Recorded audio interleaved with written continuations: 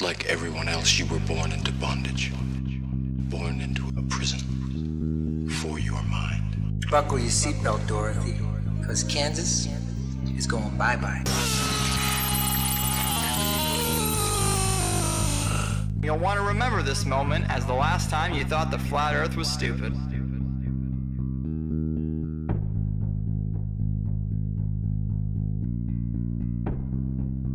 Hello everyone, this is ODD, and yes, I'm finally admitting that even though I don't like labels, I'm a flat earther. Got me, partner. Based on my research for the past 10 months, our world is very different from the model that we are being taught by the authority on the matter. It took me a while to come to terms with this, and it took even longer to gain the courage to talk about it. It can be pretty embarrassing to go against popular opinion, but this is real. It's not a psyop, it's not a distraction, and it's not a bandwagon. It's a reasonable debate. It's thousands of people taking what we've been told and comparing it to what we see and experience, only to find out that they do not match up. Once you start digging into this, it becomes clear that there is no evidence for the speculated spinning ball that we supposedly live on, and everything points to a flat earth. The flat earth is much more than just reasonable. The one and only reason that it's reasonable to argue against the flat earth is that we've all been taught otherwise our whole lives. We blindly believe something that A, has never been proven, and B, is pretty much impossible. Thanks to people like Eric Dubay, the flat earth has re-emerged and it has more steam than ever. Before I've ever even entertained the flat earth, I knew not to trust the space programs of the world. Close examinations of NASA and other space programs reveal that things aren't what they seem and that we, the people, are being lied to. We have no real pictures of the Earth, and no matter how hard we try, we just can't find the curvature. Not only that, but flight paths make more sense on a flat map, and large bodies of water not being able to curve into a giant ball completely resonates. Forensically speaking, the globe model is so very unlikely that any good detective wouldn't believe a word the globe says. The globe's story is so full of circumstantial, impossible coincidences, which only prove that the globe is a flyer. We'll be going over that in this video, as well as other reasons why the world isn't what we're led to believe. I appreciate you tuning in. Let's get started.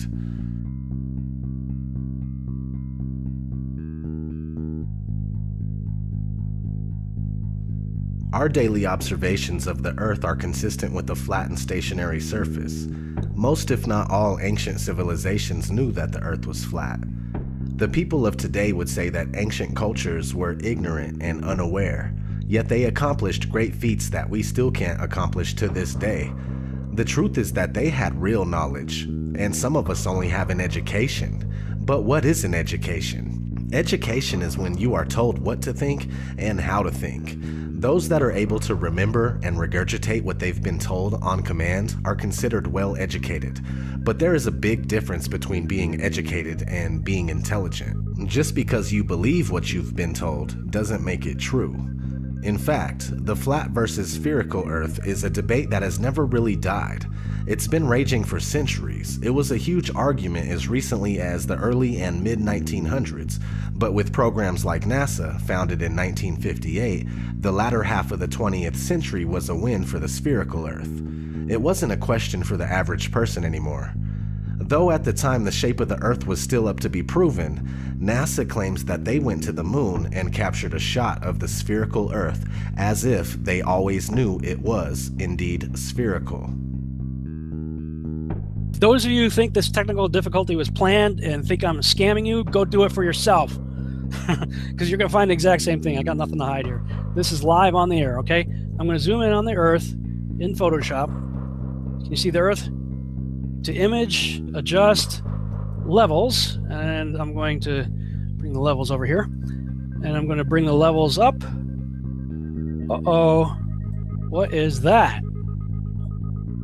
Why is there a square box around the Earth allegedly taken from the scientists on the moon in Apollo 17? And people wonder why I don't trust NASA. That's why I don't trust NASA. I mean, they're always out there saying, you know, Rob, everybody's trying to show you stuff from space and you keep rejecting it. This is why I reject it. These guys are liars. you know? What are some of the basic observations someone can make to ascertain that the Earth is neither a globe or spinning? We've been taught that we're on a ball spinning around the sun, and so to hear that you might be on a flat plane, motionless at the center of the universe with all the celestial bodies spinning around you, just as it appears, actually comes as a surprise. But it shouldn't, because our eyes, experience, and common sense all tell us that the horizon is perfectly flat, and we feel motionless. We don't hear ourselves whizzing by at thousands of miles per hour. No matter how high amateur rockets or balloons have gone up, the horizon rises to the eye of the observer all the way up, and that's only consistent with a flat plane. Their theory just gets more and more wild as time has gone on. And so, yeah, it began with the spinning Earth going 1,000 miles per hour, which is then circling around the sun at 67,000 miles per hour, which then they decided the sun wasn't a heliocentric model, but more of an acentric model, where they don't know where the center is, and we're just exploding out of a big bang. So the sun, we're spinning around the sun, and then the sun and us are spinning around the Milky Way galaxy, they say, at 500,000 miles per hour. And then the entire Milky Way galaxy, they say, is shooting off from the Big Bang at 670 million miles per hour, almost the speed of light. So there's at least 4 rip-raging, contradictory motions supposedly going at all times, yet you don't experience any of it, nor can you measure any of it using the stars. The flat, motionless Earth is not only is it the greatest conspiracy of all, it's also the easiest to prove. I mean, it just is flat and motionless, just as it appears. Look into it more and more, make it a thing to try and debunk it, if you will. You know, even if you want to do it that way. Negative reinforcement works too. Try as you will, you're only going to find proofs for the flat, motionless Earth. You're not going to confirm that you're on a spinning ball.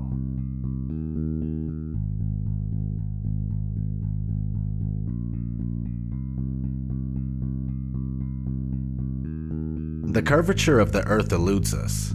Either the Earth is much larger in circumference than we are told, or the curve just doesn't exist.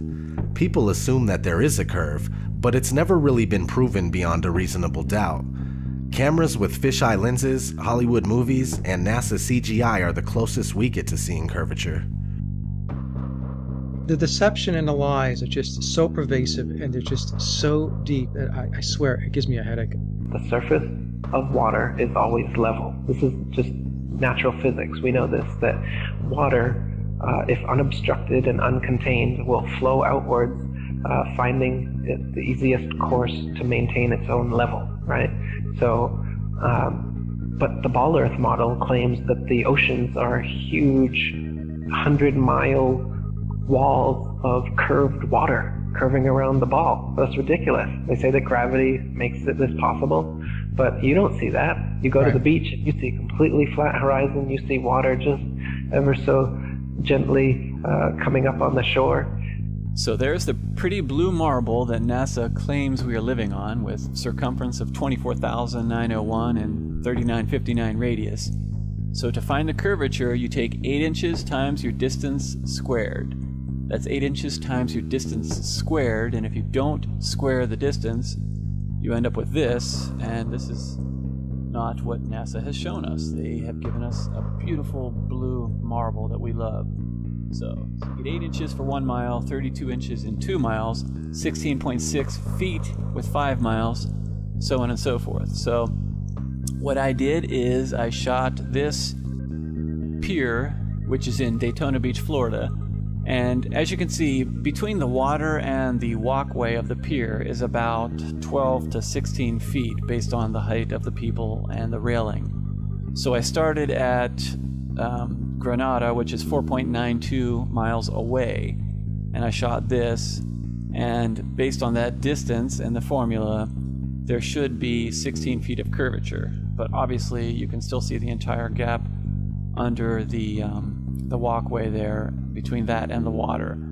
So in addition to that, behind that pier is actually a lighthouse, which you can see right above the pier. You can see the light. That is 16 miles away from my location. And I shot that lighthouse. Now that lighthouse is 175 feet tall, and the curvature from 16 miles away should be 170 feet. You can clearly see about the entire lighthouse beyond that pier. So like I said, there should be 170 feet of curvature, but there's none. And those hotels there are even further. Those are in New Smyrna, which is 20 miles. If NASA is right and there is, we do live on a ball, they're going to have to make up that curvature. If it's not in the 20 miles I'm shooting, well then that means it's got to be made up further on down the line. So you can't have it both ways. You can't say we live on this ball and then say, oh, you can't detect the curvature. Well, you got to detect it somewhere, because if it's not dropping here, it's going to have to drop even more down the lines in order to make that circle, that ball they say we live on. And it's pretty round. That blue marble they give us is perfectly round. Lighthouses are one great example. The Isle of Wight Lighthouse in England, it's 180 feet high and can be seen up to 42 miles away, a distance at which modern astronomers say the light should fall 996 feet below the line of sight. Why can you still see it? Another one worth mentioning that people be familiar with is the Statue of Liberty. It stands 326 feet above sea level, and on a clear day can be seen as far as 60 miles away. Now, if the Earth was a globe at the dimensions that they give us, that would put Lady Liberty at an impossible 2,074 feet below the horizon.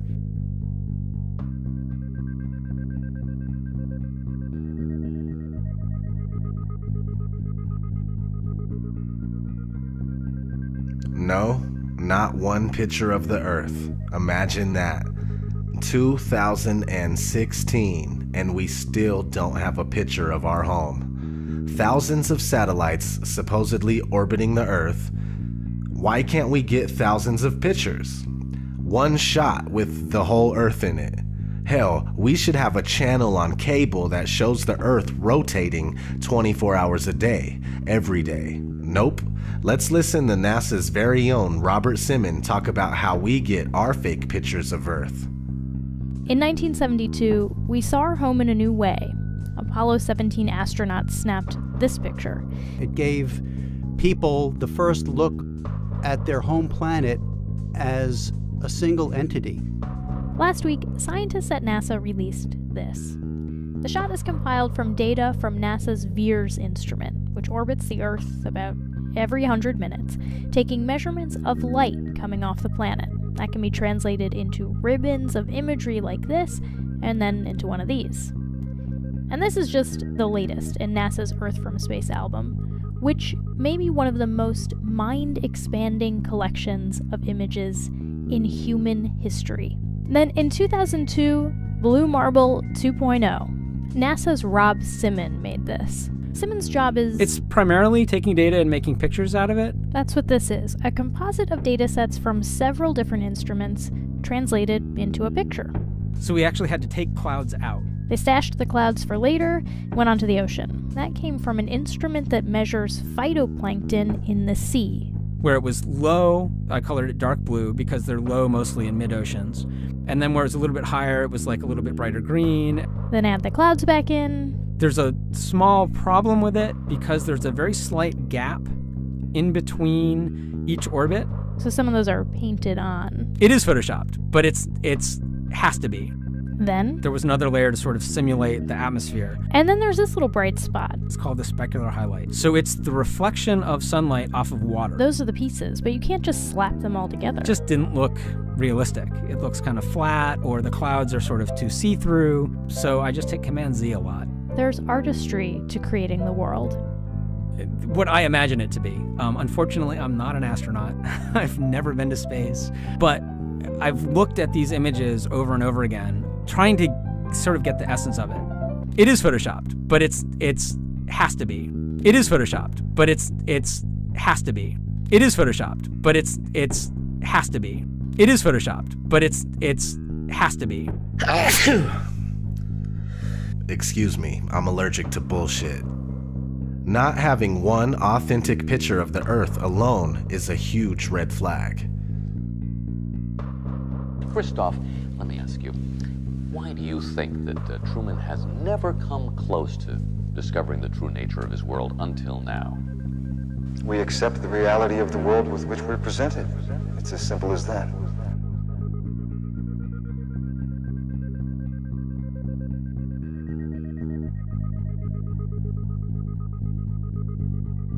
The flat Earth model is a working model. It's by no means definitive due to the nature of this massive cover-up. For the past 500 years, we've been completely buying into the Copernicus heliocentric model, but what we do know about the flat Earth is based on the azimuthal equidistant map that seems to be working out. This map goes as far back as the year 1000 and possibly earlier, now used as an official map by the U.S. Geological Survey and also as the official logo for the United Nations. Is this our real home being hidden from us in plain sight? I think it is. The first thing a lot of people say is, where's the edge? Well, look at this map where Antarctica is a 360-degree ice barrier that holds the water in. These ice walls are real and they stand 150 feet above the surface of the water. Then you need to understand that there is no independent access to Antarctica. Average people can only go there on a guided tour. It has no towns, no cities, and no permanent residences. What's past the 150-foot ice wall is anyone's guess. How far the ice extends, how it terminates, and what exists beyond it.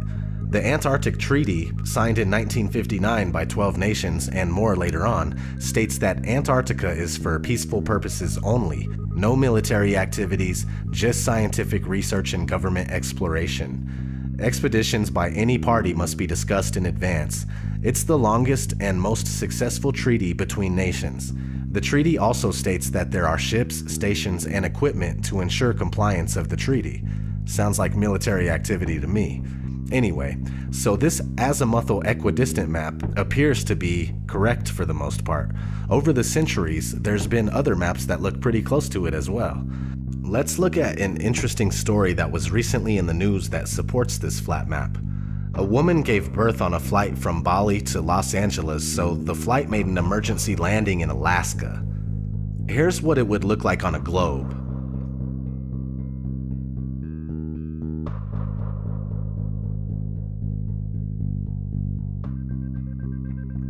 Now, here's what it would look like on a flat Earth.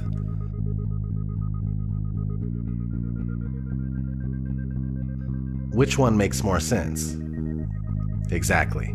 A big issue I was having with the flat Earth for the longest time was the sunrise and sunsets. I realized that it was a perspective issue. First, you must understand that the sun is not 93 million miles away. If it was, we would never see anything like this here. This is concentrated because it's closer. It's much more probable that the sun is only a few thousand miles away and that it's the same size as the moon. Once you comprehend this, all of the sudden, solar eclipses make sense. Holy fucking shit! Something that makes sense! Okay, so the sun is close, which gives it the ability to spotlight the area that it's over, and when it leaves your view, due to perspective, it takes the light with it. There is a generous amount of light where the sun is at, but since it's so close, it doesn't spread its light like it would if it were bigger and further. The sun circumnavigates the Earth like a huge clockwork. Sometimes that takes a while to sink in. Alright, let's talk about the Coriolis effect. The Coriolis effect states that when a moving object leaves the ground, the Earth continues to rotate, meaning that when shooting a gun at a certain distance, the bullet would be a little off due to the Earth's rotation. If that's the case, then airplanes would have to account for the Coriolis effect, but they don't. This is only a few things that work better on a flat, motionless Earth. Do you need 100 excuses as to why you're not feeling any motion or seeing any curvature? Are those excuses easier to believe? Or is it easier to use Occam's razor and go with what our senses are telling us? The Earth is flat and not spinning. Now, real quick, let's kind of just explain the Coriolis effect in layman's terms. The Coriolis effect is the effect that when the bullet leaves the barrel of the gun, it is actually leaving the surface of the Earth. So as the bullet leaves the barrel of the gun, the Earth is still rotating. and the bullet is not rotating with the Earth. So the Earth will actually rotate out from underneath of the bullet while it is in flight.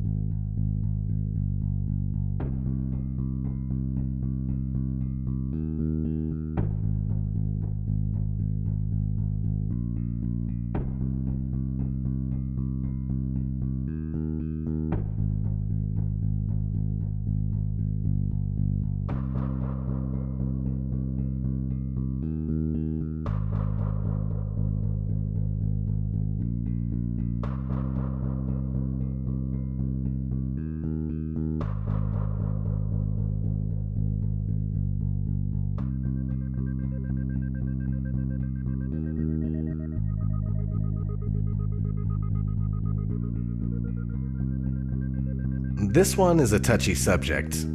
This whole fucking video is a touchy subject. So anyway, this one's hard to get across to people big time. But outer space is up for debate. Space programs are compartmentalized, and most astronauts are Freemasons that have to swear an oath of secrecy when dealing with the so-called missions. The thing is that there is so much footage of NASA and other space agencies making mistakes. Sometimes we could see bubbles in the spacewalks. Sometimes we could see harnesses and wires on the people in the International Space Station. The permed hair that moves nothing like it would in zero gravity. These are huge red flags. Not to mention the Van Allen radiation belt. The Van Allen radiation belt is a layer of energetic charged particles that is held in place around a magnetized planet such as Earth by the planet's magnetic field. Sounds kinda like a dome if there is one. Oddly enough, one of NASA's employees admitted that this radiation belt needs to be figured out before humans could pass through it. Listen closely. As we get further away from Earth, we'll pass through the Van Allen belts, an area of dangerous radiation. Radiation like this could harm the guidance systems, onboard computers, or other electronics on Orion. Naturally, we have to pass through this danger zone twice, once up and once back.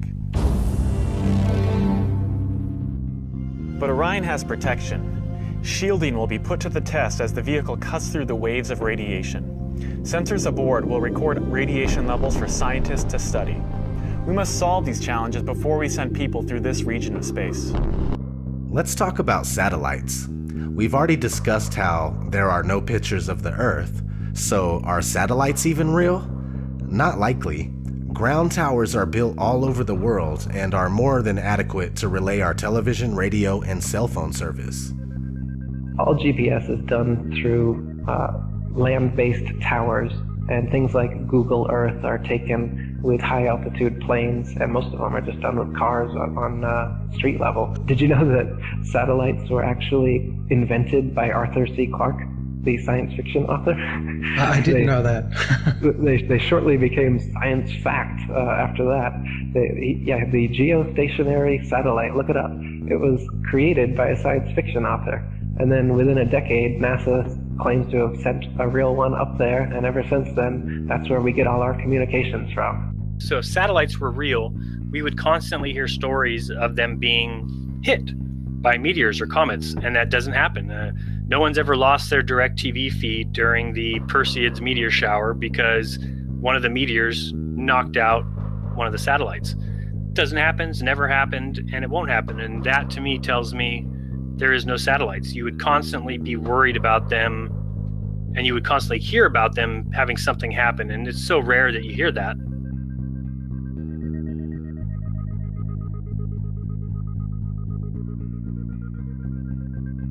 So you may or may not have heard the term cognitive dissonance. Cognitive dissonance is when new information challenges your beliefs and you just can't let go. It's just like that scene in The Matrix. I don't believe it. It's not possible. Stop. Let me out! Let me out! I want out! We have a rule. We never free a mind once it's reached a certain age. It's not easy going through this kind of deception and then realizing that your whole life was spent thinking and believing one thing when it's the opposite. Nobody wants to feel like they've been fooled, like they've been had. I'm a human just like you, and I never would have thought in my wildest dreams that I'd be on this kind of journey. This journey of realization and reckoning. This journey of putting everything I know to the side so I can absorb information that seems ridiculous, yet so sensible. It's time to say fuck it. It's not your fault that you were wrong. It's not your fault that you fell for a trick that the whole world also fell for. I'm right here with you. It's time to take down your mental barrier and recognize that we have a lot of work to do in order to find out what this place really is and why we're here. It's not to be slaves of the dollar. It's not to be slaves of the clock. Our reality is being manipulated and hidden from us. Please wake up and try to awaken those around you.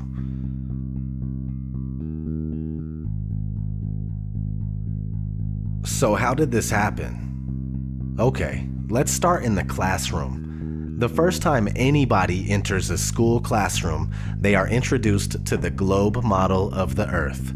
This three-dimensional scale model of the Earth that has never been proven was invented in the 1400s. Fast forward to 1927, a big-budget movie company called Universal Pictures came out with its movie intro, and guess what? The spinning ball Earth still hasn't been proven. This is 30 years before NASA was founded. Over the years, Universal kept coming out with similar logo intros, and to this day, we see the spinning ball Earth before many of the movies that we watch. Besides, there are countless movies about outer space that use the same model. We have been indoctrinated, and it's as simple as that. For the spherical Earth to remain unproven after this long is a wake-up call to everybody that lives here. We need to shed this programming right here, right now, and find out what the fuck is going on. No more embracing this sick illusion that was created by psychopaths. I'm going to keep searching for answers and trying to make something happen. All I want to know is, who's coming with me?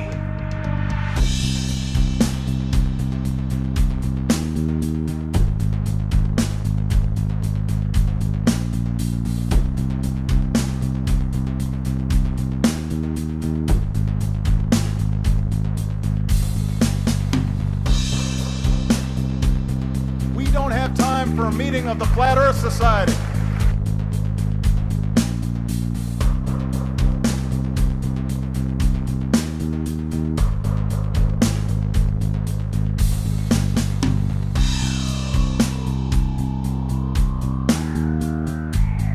I'd like to be an explorer, like the Great Magellan. Oh, you're too late. There's really nothing left to explore.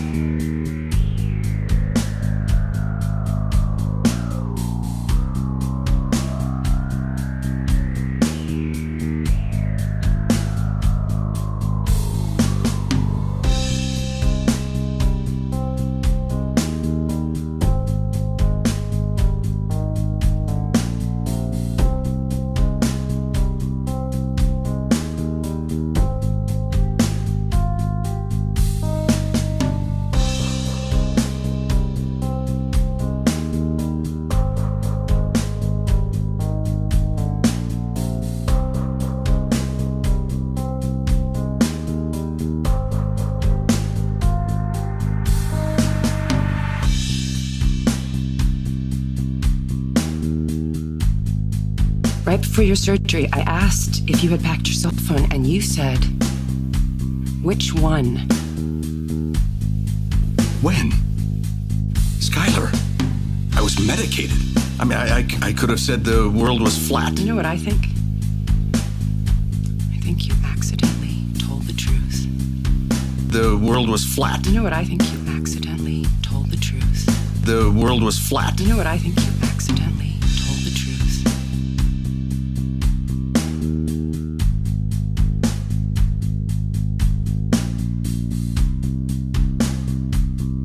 really the evidence shows me that it's flat and stationary. There is much more evidence based on just pure analysis that it's flat and stationary.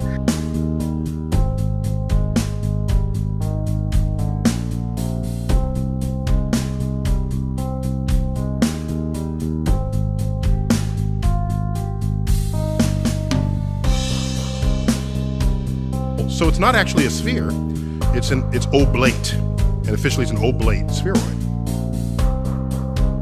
That's what we call it. But not only that, it's slightly wider below the equator than above the equator. A little chubbier. A little chubbier. Yeah. Chubby's a good way. It's like pear-shaped. Yeah.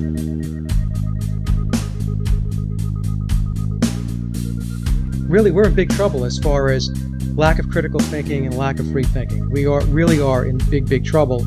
We need to step it up as far as the awakening goes. You really need to put your thinking cap on, and you really need to start to look at these things and look at them with a critical eye and with a critical mind.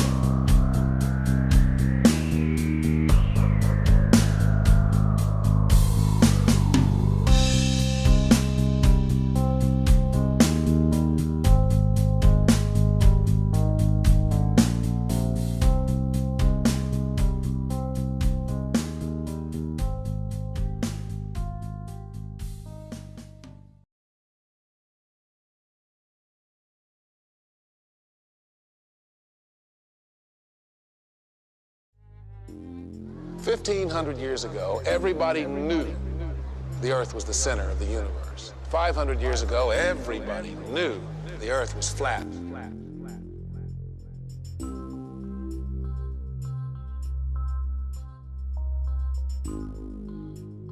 Hey there, Flat Earth researchers and debaters. This is ODD, and this is a follow-up to my video entitled True World, which is a 30-minute rundown of the Flat Earth phenomenon. The response to that video is incredible. I can't even keep up with the comments. Every other second I hear, "Dude, look at the moon. That proves we're on a sphere." "My dad is an airline pilot. This theory is garbage." You know what I mean? Some arguments don't even make sense. It's like, "I ate a chicken pot pie last night for dinner. How does that work on the flat Earth? Huh? I can relate when people are wondering how the sun works and what's the benefit of hiding this from us. But to say that Earth must be a sphere because other things look like they might be spheres is foolish. There is Earth, what we are on, teeming with life and providing us with what we need to be able to sustain or destroy. To build civilizations on a vast flat surface where large bodies of water are incapable of curving. Earth, where curvature and motion cannot be detected. And then there's other celestial bodies that aren't teeming with life, and we really don't know what they are or what they look like up close. Science batters itself impotently against the barriers of the unknown. All we get is CGI from NASA and friends. The spherical Earth paradigm is coming to an end. But was this meant to happen, or are we really unveiling something that was to remain hidden? Are we getting the full picture, or is this just the tip of the iceberg? Either way, I'm dedicated to this journey, and I'm honored to live in such an exciting time. Let's keep tearing NASA apart, including all the other space programs. It's one of the main keys in understanding the flat Earth. Once someone sees how much deception is interwoven throughout these agencies, it's easier to grasp this grand conspiracy and how it was achieved. As always, we'll be going over that and much more in this video. I appreciate you tuning in. Let's get started. Where is the curvature? Where? Where's the curvature? Where? I still haven't been able to find any curvature since I put out my last video, and believe me, I've been looking. Ever since I came out as a flat earther, I've been examining things much more closely. It's as if I'm secretly hoping to find something that will lay this flat earth to rest, so I can get back to my normal life of exposing chemtrails and secret societies. It's just not happening. The more I look, the more I'm convinced, and the more I want to talk about it. There is no curve to be found or measured. And there's hints sprinkled all over the place, like this popular study, for instance. A study conducted by Department of Geography, Texas State University, and Department of Geography, Arizona State University, concludes that the state of Kansas is flatter than a pancake. On a scale where 1.0 means perfect flatness, the calculated flatness of the pancake is approximately 0.957. That's pretty flat, but Kansas is 0.9997 flat over its length of 400 miles, a distance that should render 20 miles of curvature from one side to the other on a sphere that's 25,000 miles in circumference.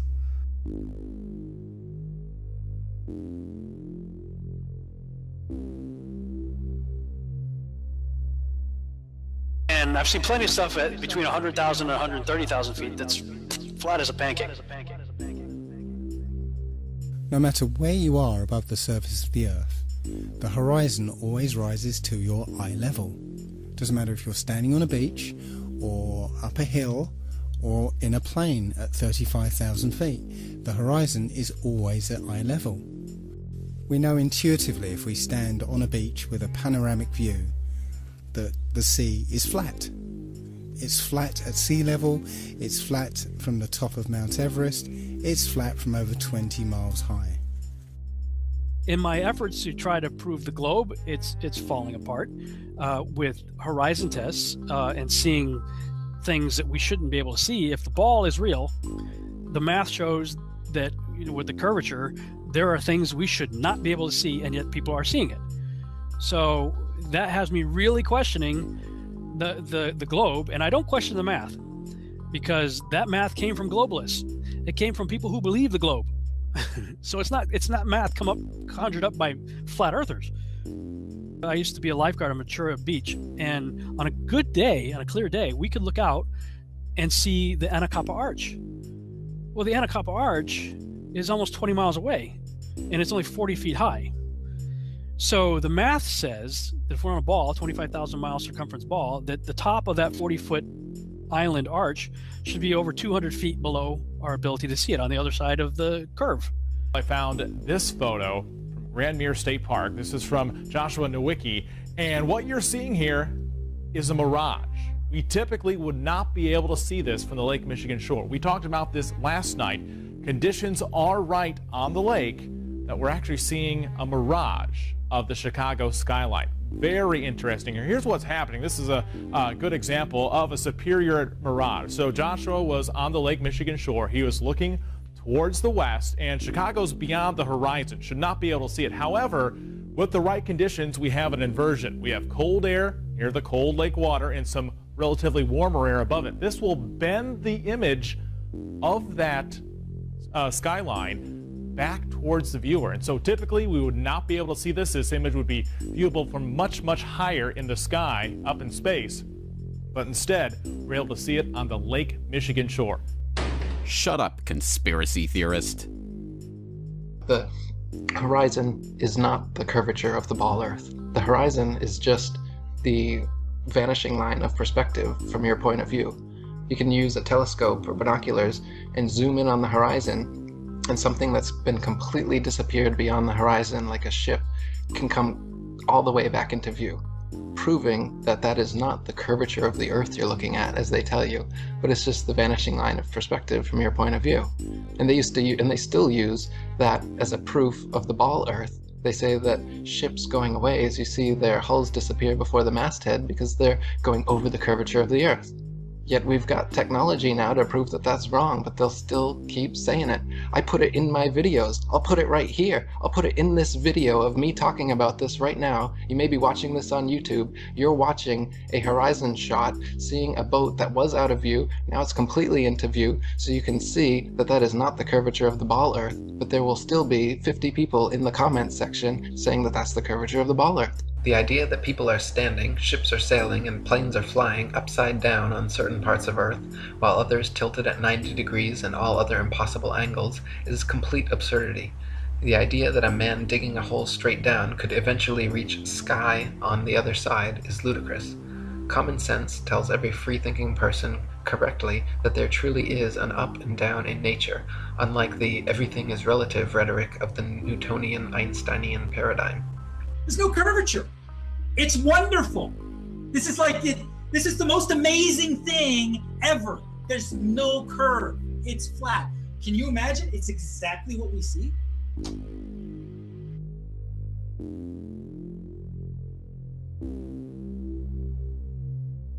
I cannot express this enough, but NASA is just not giving us the truth about what they know. This is crucial to understand. Forget about the flat Earth for a minute if you have to. Focus on NASA and research them for a few days or for a few weeks. If you can't tell that you're being deceived, then I'm afraid that there is no use for you in this cause anyway. Check out this NASA document describing a flat, motionless Earth. So I came across this paper. It's an official NASA document published in August 1988 called The Derivation and Definition of a Linear Aircraft Model. And it's jam-packed full of mathematic equations, formulas, and all sorts of other stuff that describe a linear aircraft model. What I found interesting was on page 35 it says this: concluding remarks. This report derives and defines a set of linearized system matrices for a rigid aircraft of constant mass flying in a stationary atmosphere over a flat, non-rotating Earth. I'll put a link to this in the description. The other thing I'd like to mention at this point is how easily we can be fooled by two-dimensional imagery. We've been trained and conditioned to suspend disbelief when we see certain two-dimensional imagery, such as photographs. You know, a photograph is not reality. It's a photograph. And photographs can be altered and manipulated. Video is not reality. And here's some examples of that. Point is, you can't automatically trust any two-dimensional imagery or media that's presented to you by the establishment. When you try and search for a picture of Earth from space, you'll find surprisingly few of them. In fact, all of them, including this one, this is from NASA, it's called the Big Blue Marble. All of them are composites. NASA will freely admit to them being composite images or CGI or Photoshop. It is Photoshopped, but it's has to be. Even the one image that is claimed to be an actual photograph of Earth from space is called into question, simply because of a film that was released accidentally by NASA of Apollo 11 faking the very first picture of Earth from space. So let's have a look at that video. An old reel received by mistake. It contains the raw or unedited footage of the crew of Apollo 11, Michael Collins, Edwin Aldrin Jr. and Neil Armstrong, staging part of their mission for nearly an hour in living color, with exceptionally clear behind-the-scenes audio of conversations discussing the techniques used to achieve a disingenuous picture depicting the Earth at a distance, in order to falsely demonstrate their far journey from it and their ability to survive passing through the Van Allen radiation belts. It cannot be misconstrued that this staging was done for some other reason, for the reel itself is slated and dated July 18th, 19th and 20th, 1969, the very days of the mission when they were said to be approaching and achieving lunar orbit. Understand, too, that only about 20 seconds of this raw footage was ever broadcast to the public, and these conversations discussing their deception were believed to be private. Until now. Here they discuss that these television transmissions were in fact not broadcast live as everyone believed. They were first screened and edited for playback later. Roger, Neil. We just wanted a narrative such that we can, when we get to playback, we can sort of correlate. Here they discuss the fact that they have turned out the lights and have blocked out sunlight from entering the spacecraft through the other windows, as to not cause any reflected light to fall onto the spacecraft's wall in the foreground. Okay, very good. Well, shut out the sun coming in some of the other windows into the spacecraft, so it's looking through the number 1 window, and there isn't any reflected light. The reason this was done is so that the truth of the matter would not be revealed. The best example of space shuttle fakery is the Challenger disaster. In 1986, the shuttle Challenger exploded about 74 seconds after takeoff, killing all 7 astronauts inside. Or did it? It turns out that 6 of the 7 are still alive and kicking today. Ellison Onizuka claims to be his identical twin brother, Claude. Yeah, I've got an identical twin brother, Claude, too. The Challenger pilot, Mickey Smith, hasn't even bothered changing his name. He's now Professor Michael J. Smith of University of Wisconsin. Now, Krista McAuliffe was a bit of a sneaky one. She was the Challenger payload specialist, quite famous for being a teacher. It turns out during her astronaut days she was using her middle name, Krista, and now she goes by her first name, Sharon, and she's a Syracuse law professor. The Challenger commander, Francis Richard Scobie, is now Dick Scobie, which sounds like a rather unpleasant disease, CEO of Cows in Trees Limited. Judith Resnick, the Challenger mission specialist, again hasn't even bothered changing her name. She's a professor at Yale Law. And finally, Ronald McNair, another Challenger mission specialist, claims to be his identical twin brother, Carl McNair. What are the odds? What most people don't realise is that all the characters in this story are all actors in the same club. As George Carlin put it. Evidence that is coming from primarily NASA, the government, and the military. 3 organizations that have proven to be completely untrustworthy on numerous counts. If we were to put them on trial, they would all be guilty of being pathological liars. All you have to do is lie on your back on a moonless night and look around carefully. Yeah, occasionally you'll see something that looks kind of like a star, but it's moving. It's moving a little fast too, and that's actually a satellite. Now, I do accept that you can look up into the night sky and see what we're told are satellites. I've done it myself. I've seen bright lights moving across the sky, but I have no idea what those things are. In this video, you can see several large, bright objects. However, none of them appear on any satellite tracking applications. When you look up at a jet airliner flying at 35,000 feet, you can only see it as a small dot. So how is it if something the size of a jumbo jet is rendered as a small dot at about 5 to 7 miles up, that you can see a satellite which is the size of between a car and a school bus at 100 miles away? You just wouldn't see it.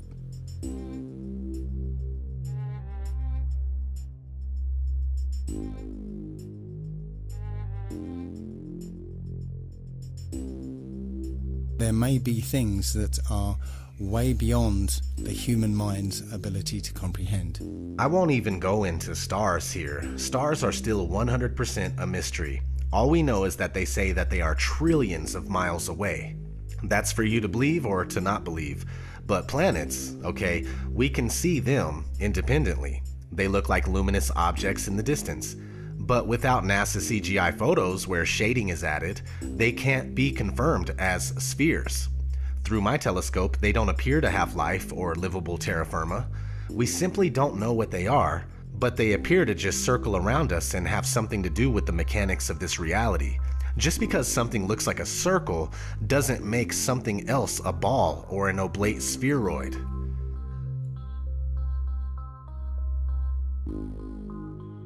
It is claimed that the other planets are spheres, and so therefore Earth must also be a sphere.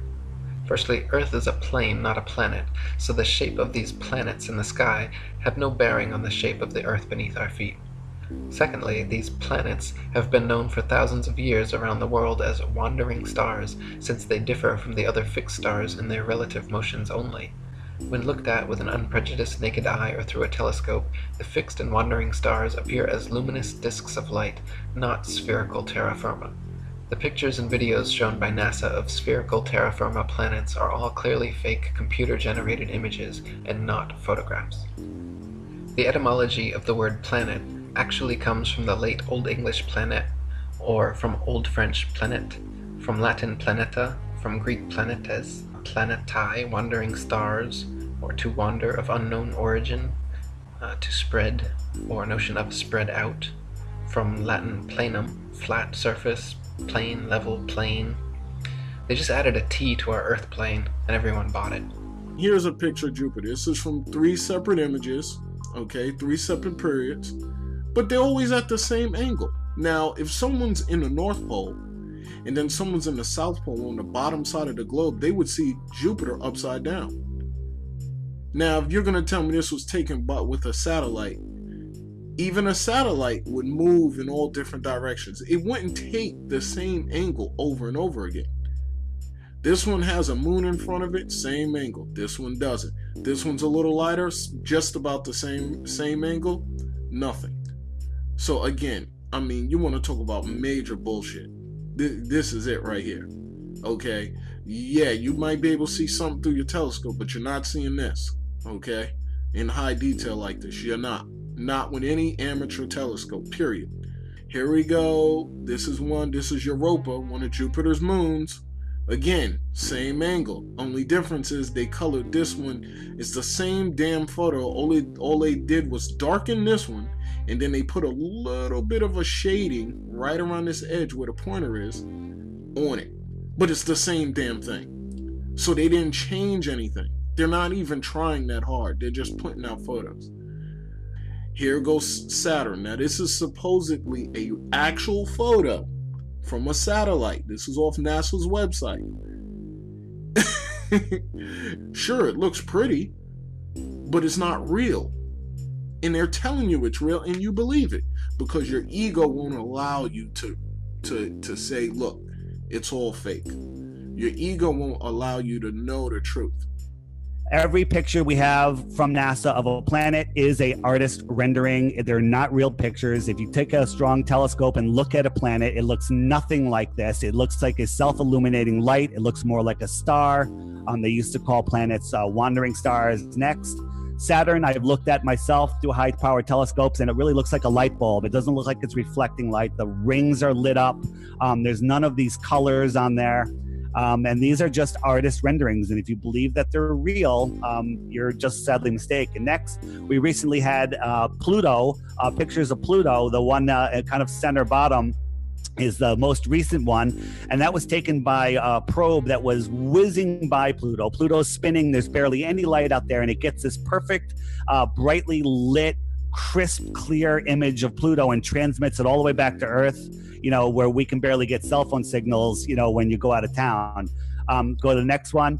And if you look at it, again, Disney style, they show us this ridiculous picture, and Pluto is actually on Pluto. They're literally laughing at us. In 240 BC, a Jesuit named Eratosthenes, he calculated the Earth's circumference.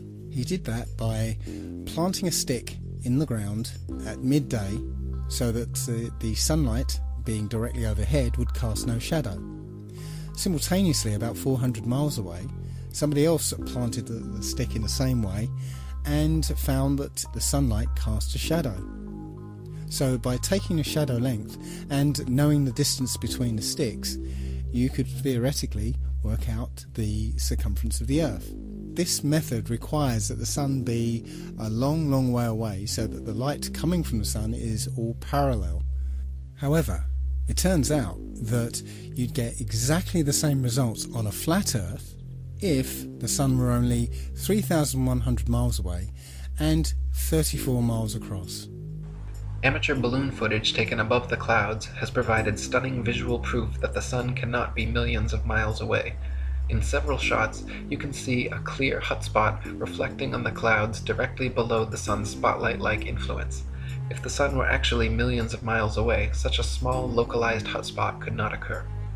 Another proof the sun is not millions of miles away is found by tracing the angle of sun rays back to their source above the clouds. There are thousands of pictures showing how sunlight comes down through cloud cover at a variance of converging angles. The area of convergence is, of course, the sun, and is not millions of miles away, but rather relatively close to Earth, just above the clouds.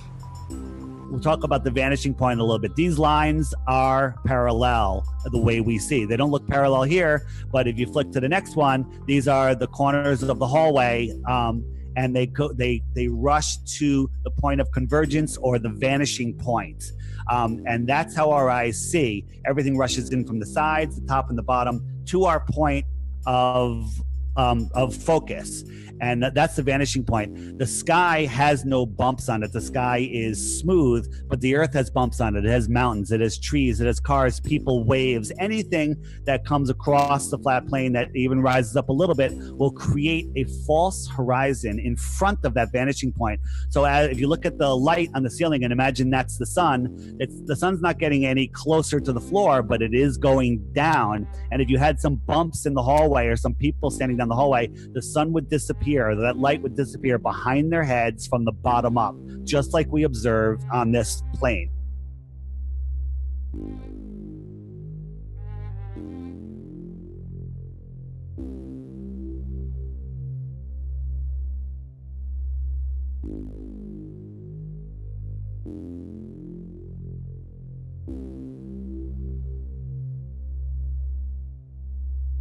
Let's turn our attention to the moon. Many of us have seen the moon appear full at various times throughout the day, as in this picture. But how can that happen? If you're standing at point C, then it's the middle of the night. Full moon, no problem. And if you're standing at point A, it's early in the morning. Certainly if you stare back at the moon in the night sky, then yes, you can see a full moon. But if you're standing at point B, which is midday, that is, the sun is directly overhead, then there isn't anywhere that the moon can be that will allow you to see it as full, because the sun will be illuminating the side of the moon that is facing away from you. So the best you'll be able to see is a sliver of the moon. Think about it next time you see the full moon during the day. Every month, the moon goes through 8 distinct phases. Always the same 8, always the same order. Supposedly because of a relationship between the position of the moon relative to the position of the Earth and the Sun. So let's say it's December, and throughout the month we see the normal 8 phases of the moon. But what happens when it's June, and the Earth is supposedly on the other side of the Sun? Shouldn't these phases be reversed? That's not what we see. We see the same 8 phases in the same order. At night, the craters, or the dark spots I like to call them, are black because it's in our sky and there's black sky behind it. Next, if you look at the full moon during the day, those spots are now blue because we are seeing through whatever the moon is. And to prove that, go to the next one. We have a crescent moon, and behind the moon was a planet. And when you zoom in, you can see the planet through the moon. And this shot was proven that there was a planet in that position, and you could see it behind the moon. And there's many people that have photographed this. Now, people in the north, when they're looking at the moon, they are looking at the moon in this direction. And this, of course, this moon is oversized, so it's much bigger than what it really would be on this map. But the people in the south, they are looking to the north at the moon. So what they see is the opposite of what the north sees, and that's why for the south it's upside down from the north, and it's as simple as that.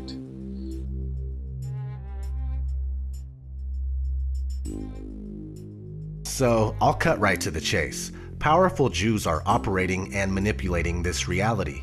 As of right now, it doesn't take much research to figure this out. Just to clarify, not every Jewish person is in on the conspiracy, but in the grand scheme of things, Wealthy Jewish families have the control. They own the Federal Reserve, they own the World Bank, they own Hollywood and the media, they own Freemasonry, and much, much more. Freemasonry is one of the oldest secret societies in the world, and was born from Judaism, and has nothing but Jewish terms and ideas. Freemasons are scattered across the world to serve as instruments for the elite agenda. Several of these Freemasons work for NASA. Ptolemy, who first put forward the heliocentric model, was acknowledged as the first Mason. Copernicus was a Jesuit priest. Sir Isaac Newton was a Freemason. All the astronauts are Freemasons. So you can see how this lie could work if all these celebrated people are telling the same story. Nicholas Copernicus, Johannes Kepler, Galileo Galilei, and Isaac Newton, the four forefathers of the globalist heliocentric doctrine, all posed for Masonic portraits, highlighting various symbols and hand signs denoting their affiliation with the Brotherhood. Galileo poses on a Masonic checkerboard floor, Kepler with the hidden hand sign, and all four of them pose with a Masonic compass and globe while flashing the Masonic M hand sign. Sir Isaac Newton was even knighted by Queen Anne at Trinity's College Masonic Masters Lodge.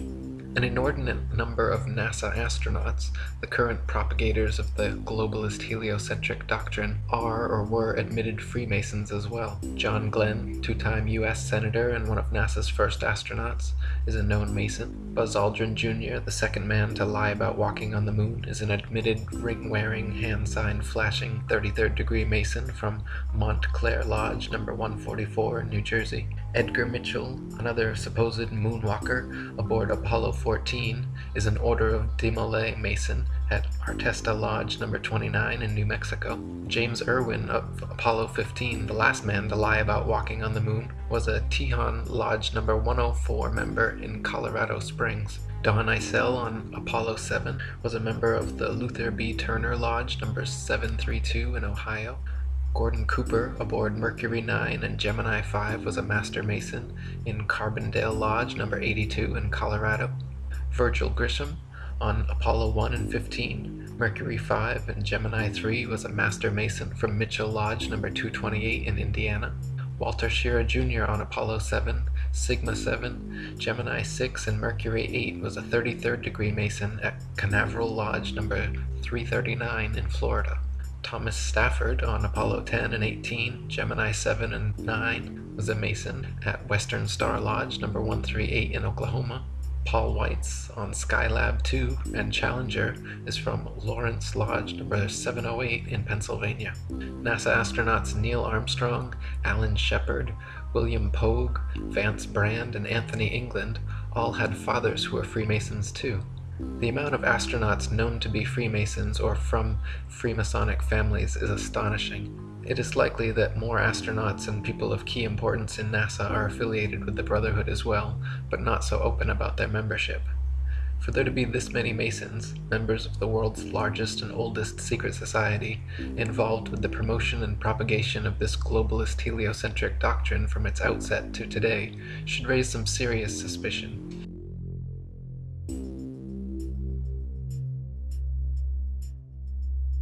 I'm still surprised how often I see the globe in corporate logos, almost every piece of media I look at, including commercials, magazines, and music videos, and album covers.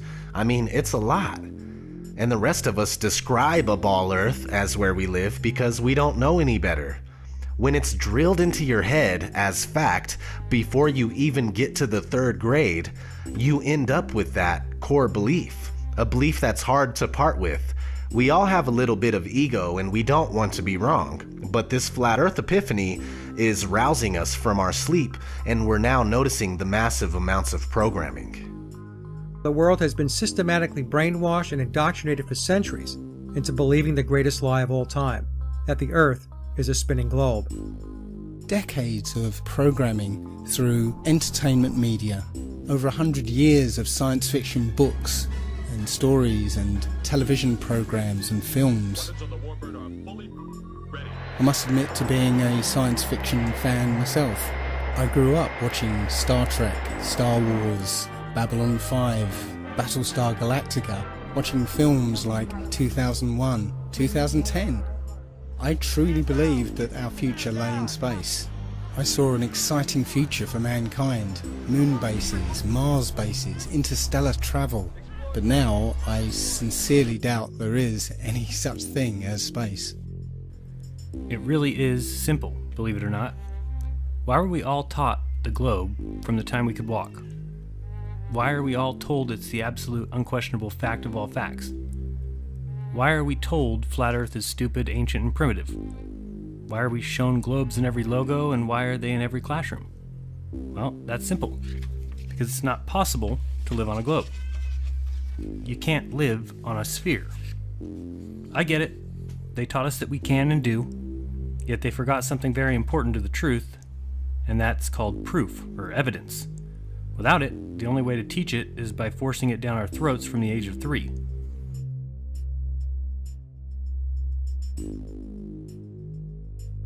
It's simple. Because worldwide governments and agencies trying to falsify where you live in your mind is the epitome of mind control. Think about it. History is already obscure and shrouded in secrecy. We don't know our true origins. What better than to also hide where we are and what our natural purpose is? We are considered cattle, goyim, easily fooled and easily swayed by the mainstream media. Our society is engineered, and the ideas that we think are our own are actually pre-manufactured by entities such as the Tavistock Institute, and then it's seeded into our minds through movies, TV shows, and music. When one doesn't recognize this, they are essentially controlled in every way without even knowing it. I have knowledge of this, and I'm still controlled by time and money and other things. Trying to find out what they know and also what they don't want us to know is important, and one of the things that they are keeping from us is our home. This is the case. If this flat Earth is our universe, then it elevates man and this Earth to supreme importance, where every life, human or otherwise, is significant and sacred. And when we all realize that, then the world, the universe, changes. Why don't they care? Well, it's not that they don't care, it's that they don't know that it's true, and even if it is true, they can't see how deep this goes, so they don't understand why it's even relevant or important. The shape of the Earth doesn't seem that important until you really expound upon the deepness of this conspiracy and how far-reaching it is. To me, it matters because if they're going to lie about something like what the Earth actually is, then there's no limit to what they will lie about. We're a random sneeze, we're an accident, we just blew up and molecules started spinning around together, and eventually a fish crawled up onto water and turned into a monkey, and that turned into you, and here we are. That's what they're trying to tell you. Think about how that makes you feel metaphysically. Where does that place you as a speck of dust in the corner of the universe?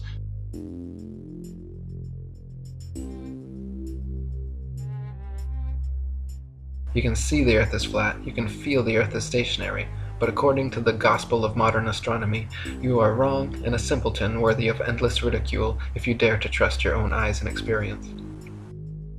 As much as people like to ridicule it and laugh about it and claim like there's no proof for it, when you really start digging into it, not only will you find reams and reams of proof and evidence for the flat Earth, you're going to find that there's no evidence whatsoever for the spinning ball Earth. The Earth is flat. The whole all the information about how the planet is a sphere is made up by NASA. It's a NASA conspiracy. They're just trying to find ways to get more funding, more money. But in reality, the Earth is flat, and the rim is completely closed off by this massive ice wall, kind of like in the Game of Thrones. Why do they believe this conspiracy? I don't understand what the point of it is. Do you see what I'm saying? I know. Like, what they is... are lunatics. Oh. And I think what it is that there is a certain group of people who have a psychological condition where they're paranoid about everything. Mm-hmm. And so this feeds into it. They're like, yes, I knew it. It is known that the Earth is flat. Oh, so what's behind you? Behind me, there is a wall of ice that goes up to space. But why would there be a wall of ice if you're in Dothraki and you're in a Dothraki field? I am near the Dothraki Sea. Oh, is that right? Okay. It was a great pleasure, and thank you for saving us from falling off to Earth. The pleasure is mine. Okay. Once you start seeing past this illusion and you accept that things aren't adding up, you also start to notice how this subject is heavily and unnecessarily ridiculed. It's the single most taboo topic in this day and age, yet the evidence for the flat Earth and the lack thereof for the spherical Earth have a different story that desires to be heard, and some people are hearing it. We're waking up and we don't care if you can't handle it. Others will handle it, and you'll be left with your pride and a flat Earth kernel in your brain driving you mad. Free yourself from this insanity, at least if you truly don't care. Focus your attention someplace else. There's no need to feed all of your energy into something that you thoroughly don't believe. We would love to have you on board, but we don't need you. You stay firmly put while the rest of us try to unlock the doors to the real knowledge. Prepare for the onslaught of NASA brainwashed zombies that are going to come your way, thinking that they know everything about the spinning ball they're living on.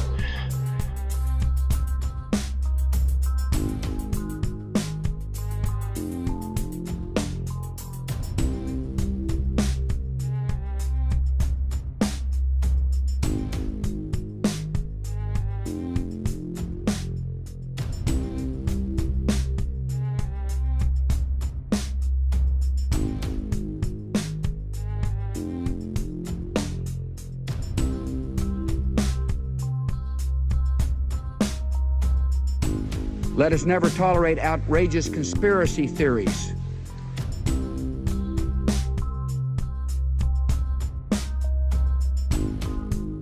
The world is flat. And it's a conspiracy of scientists and others who publish these pictures. The evidence is remarkable. People like me have not done our job. But shooting the messenger isn't going to change the science.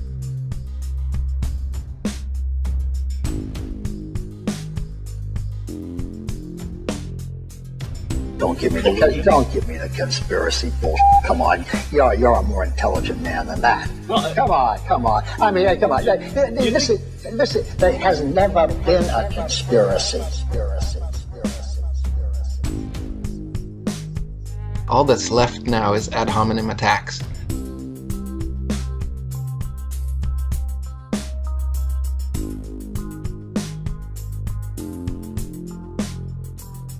And if someone says the Earth is round and someone says the Earth is flat, at some point you're going to make a judgment. The Earth is flat, people, is just flat.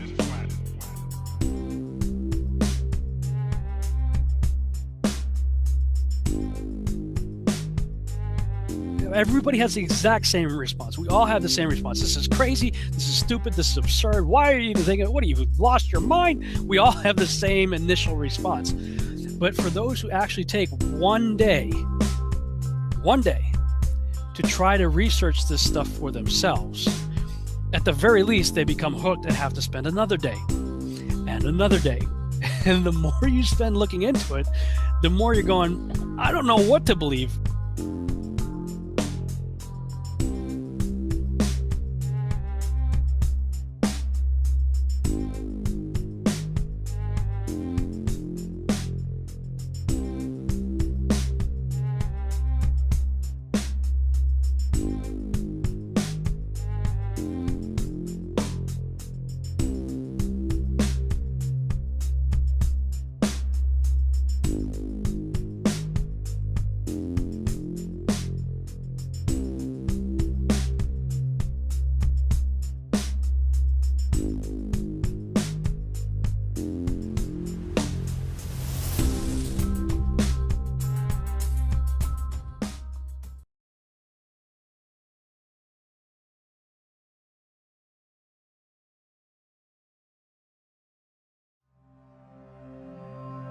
Siri, is the Earth a ball?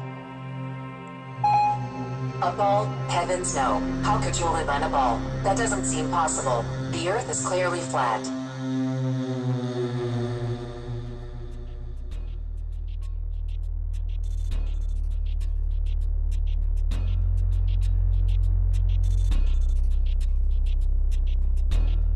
So mainstream science tells us that the Earth formed 4.6 billion years ago, after a big bang that created the known universe.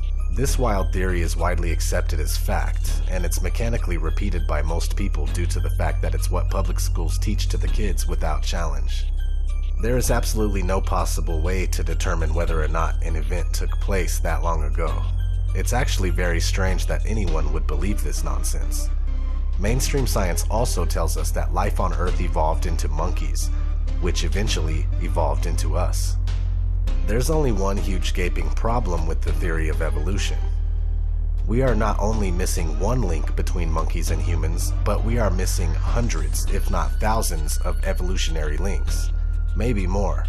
They want us to believe that one day we fell out of a monkey's ass and we landed on a spinning ball that's advancing through outer space at ridiculous speeds.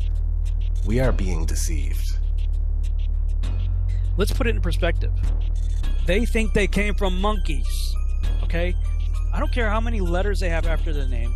You know, these guys go to school, they read books, they come out believing they came from monkeys, and then they have the audacity to say that we're the stupid ones. Listen to what they have to say. In the beginning, there was darkness, and then bang, giving birth to an endless expanding existence of time, space, and matter. Every day, new discoveries are unlocking the mysterious, the mind-blowing, the deadly secrets of a place we call the universe.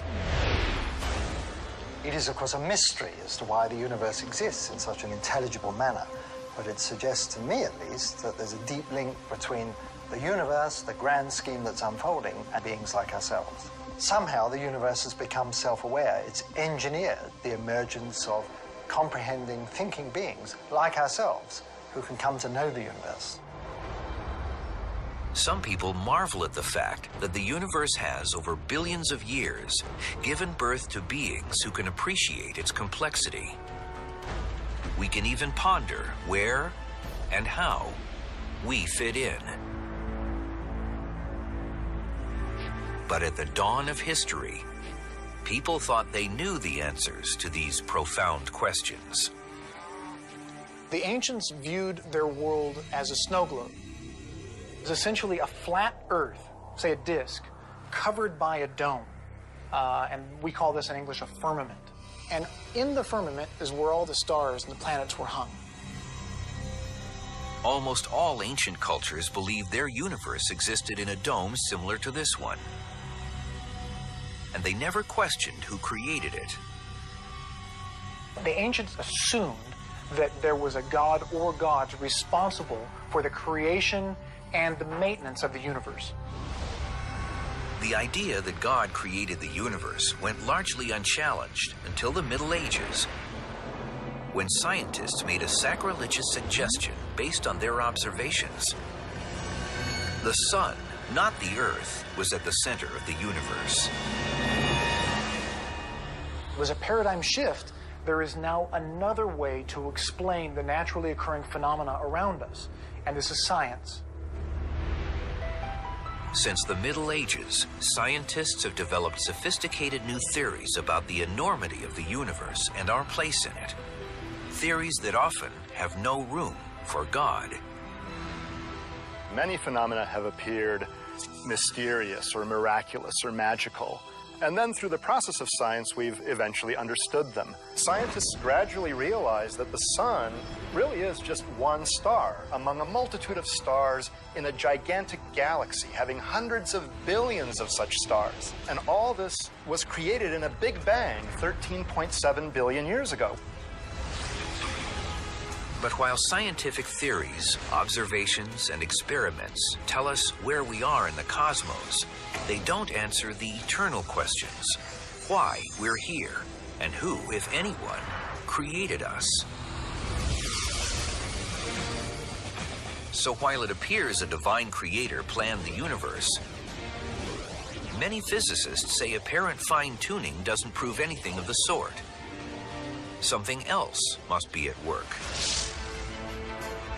But what, other than God, could possibly explain the remarkable series of events that led to the creation of life in our universe?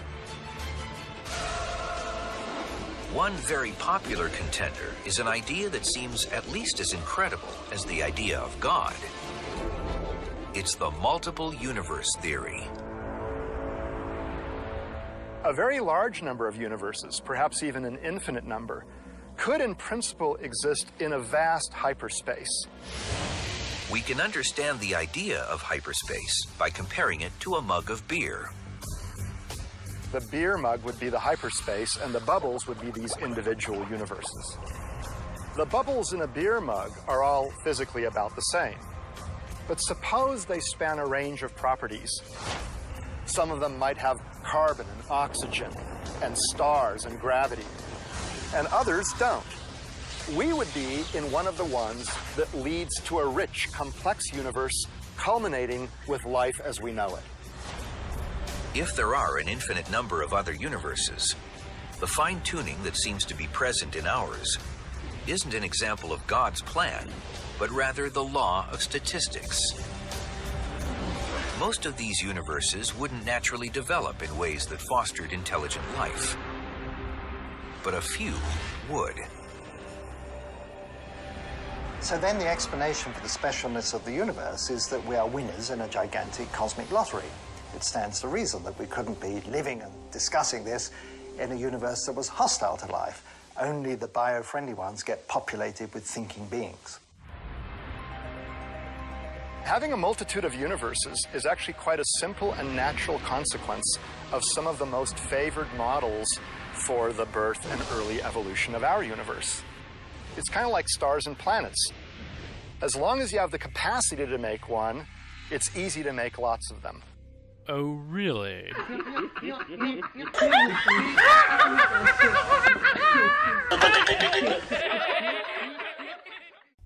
Evolution isn't the only thing we are being lied to about.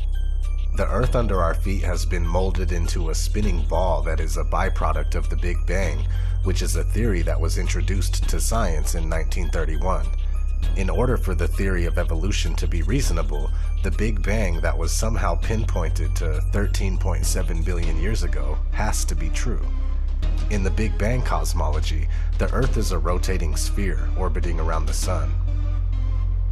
The issue is that the motion of the Earth has never been detected, and here we are in the year 2016 looking for the curvature of our world, which also can't seem to be measured.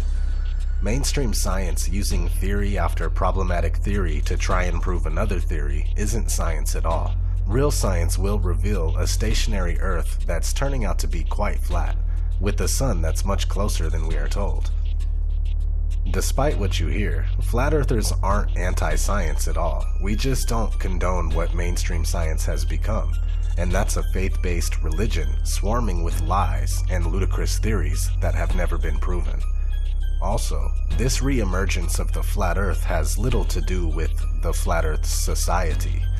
If you have the desire to further look into this, don't check for answers on their website. Some of the claims made by the Flat Earth Society are decent, while others are absurd.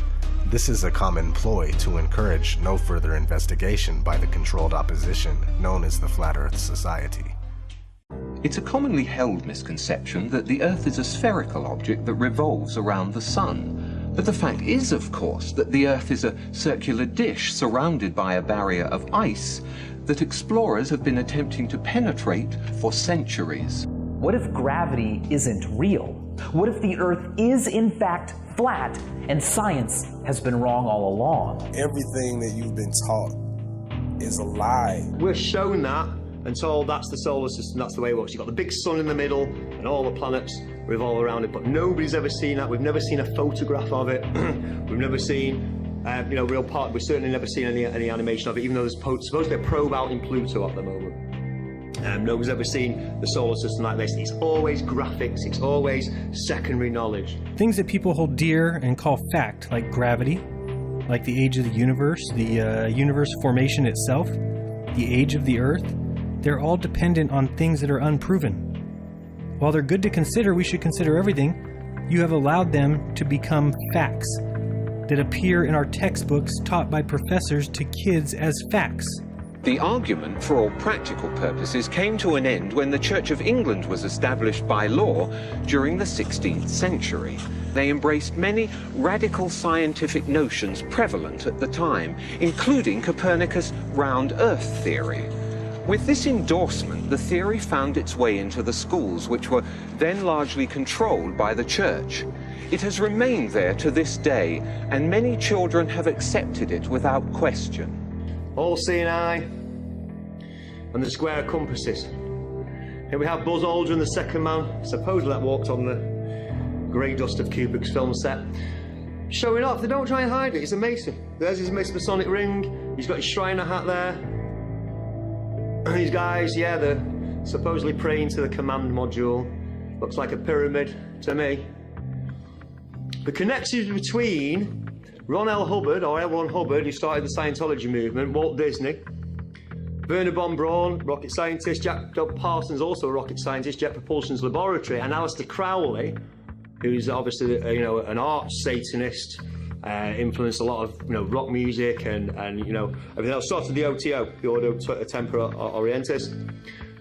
These guys are all connected. They're all in the same brotherhood. The connections between, well, here you go. Jack Parsons, the JPL was how obviously NASA got into, got into the air in the first place, the Jet Propulsion's laboratory. Here's Jack Parsons at a Masonic ceremony. You can tell by the floor. Again, you can look into this for yourself. Yeah, it's easily searchable. It's easily researchable information. The connection between Walt Disney. Here we have aboard the ISS. Again, now we're getting into the handshakes. We've got Baphomet all doing it. Yeah, we've seen Bill Clinton do that and Bush and all these guys give you that. We know what that means. We know who they're in service to. This is all about occultism. It's all about sun worship, heliocentrism. It's not science. It's a religion. It's a faith. This is Helios. This is Helios, the sun god. And here he is on the badge of Apollo 13. This is all occult religion going all the way back through all Egypt and then back through to Babylon as well. Life is much simpler on a flat plane. There's no complex theories or complicated mathematics involved in it. The flat plane. There's sea level is level. Everywhere you go at sea level it's sea level. There's no bending the ocean around a spinning ball. It's level. It's water finds its level and it maintains. You can't bend it around a ball. This idea, these facts, they're facts, resonating with people all over the world is not an accident. It's not a coincidence. That is the hardest part for you guys to understand. The people that argue with me, that want to make me feel like a fucking idiot, that's not you talking.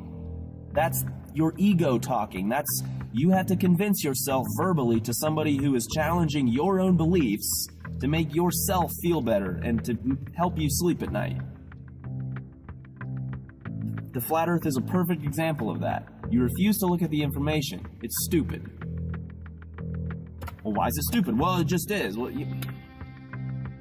Every little thing that you've brought up, all of you, can be refuted and explained differently, but you refuse to see that. You refuse to look at it. That makes you ignorant. That is the definition of ignorance. So how does Hollywood brainwash you? Well, one way is like this. They begin their movies on a globe and then they zoom in to whatever the first scene is. Real clever way to brainwash you in the very first scene of any movie you see. Universal Studios is so bad they use this goddamn globe as their logo, as their intro to every single movie that they make. At the beginning of every single movie Universal makes, you're gonna see this spinning globe logo. So it doesn't even matter what the movie's about. You're gonna be brainwashed. No video real video of the real Earth spinning in space, which we'd all like to see, actually exists. This is what he's shown. This is last year from the Discover satellite, the Epic camera. This is actually the dark side of the moon. Going past the Earth. There's the Earth spinning. And there's the dark side of the moon. The only problem with that is the moon's supposed to be orbiting the Earth, not just flying straight past it. Your eyes aren't fooled, yeah? You've got your own senses, trust your senses, this is clearly CGI, but you go to NASA's website and they will claim this was taken from 1 million miles away from Earth by the Discover satellite. You'll notice also that the clouds don't really move. I mean, they move across, but they don't change, don't swirl, they don't change direction. 5 hours, 3:50 to 8:45 is nearly 5 hours of time-lapse photography. Those clouds do not move at all. You ever been mindfucked before?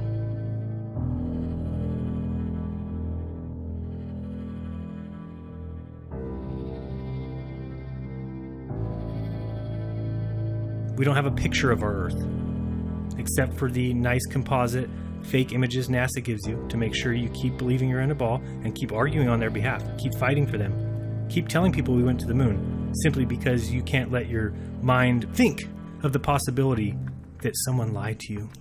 The government lied to you. They can't lie. They're my government. Believe me, it's hard for all of us. That's crazy. The government doesn't lie to people. I was a huge Star Wars fan. Very, very disappointed to find out that I'm just being programmed. Again, it's a multi-pronged approach to show you in, you know, they're not trying to pretend that Star Wars is real in any way, but again, it's impressing your brain again and again and again that the space and planets and spaceships and they're all around and everything else, okay? It's Hollywood. So now we've got the ISS. Does this look solid? Does this look like a solid machine to you? Or how do we know these are real? We don't. But I tell you what you don't see from the ISS, which you really should and you never do, is one of the 17,000 satellites that are also supposed to be spinning around up there as well. What difference does it make if it's a globe or if it's flat? They're stealing your money and showing you cartoons and CGI. Wouldn't that make a difference if it was a globe or if it was flat? Because they keep showing you cartoons of a globe. They show you CGI of a globe. They show you Hollywood trickery of a globe. They're stealing your fucking money. If it's flat, that begs the question, hey, what the hell have you been showing us this ball for all this time? What have you been doing with our money? Did you guys go to space? Is evolution actually real? Did you guys just make this shit up? See, these are the questions we need to be asking. There might be more land out there to be discovered. There might be a fucking firmament up there. We don't know. They've stolen our mind from us and stuck us on a cartoon ball. We are being lied to, controlled, manipulated, stolen from, and I'm not going to stop speaking out. There's a quote by Tesla. Today's scientists have substituted mathematics for experiments, and they wander off through equation after equation and eventually build a structure which has no relation to reality. That's what happened with the globe theory. Everybody knew the world was flat until one day some guy came along and said, "Oh no, it's a ball. We're spinning through space. We're circling the sun." A lie is a lie, even if everybody believes it. And truth is truth, even if no one believes it. Ptolemy refined a system with Earth at the center. For 1,500 years, Ptolemy's system was used as the basis of astronomy and calendars, and it worked quite well. Copernicus hated that, and Copernicus set about to undo Ptolemy's greatest discovery. While working at the request of Pope Leo X on improvements to the Julian calendar, Copernicus conceived what turned out to be the foundational idea of modernity itself.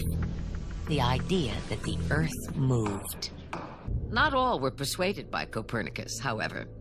The greatest astronomer of the time, Tycho Brahe developed a new geocentric model.